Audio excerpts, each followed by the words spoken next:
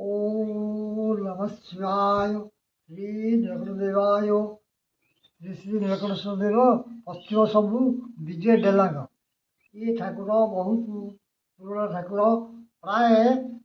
2000 वर्ष हम एठारे नीतिकांति बहुत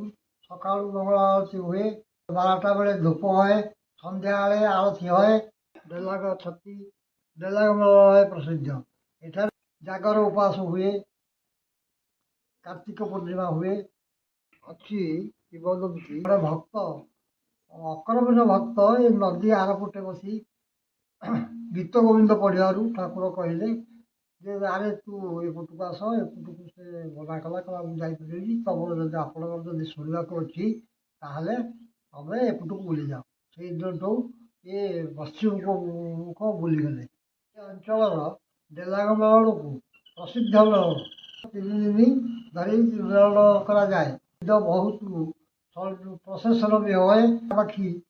अंत 120 दल हमें आगुरी बहुत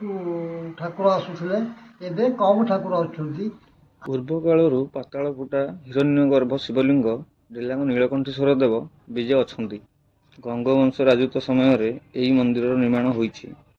एही मंदिर पंचरथ पिंडी निर्माण शैली गंगवंशर निर्माण बोली जना जाए। डेलांग ब्लॉक रे सर्वप्रथम पालन होइथिबा मेलन पर्व प्रसिद्ध डेलांग मेलनर थानापति होउछंदी एही ठाकुर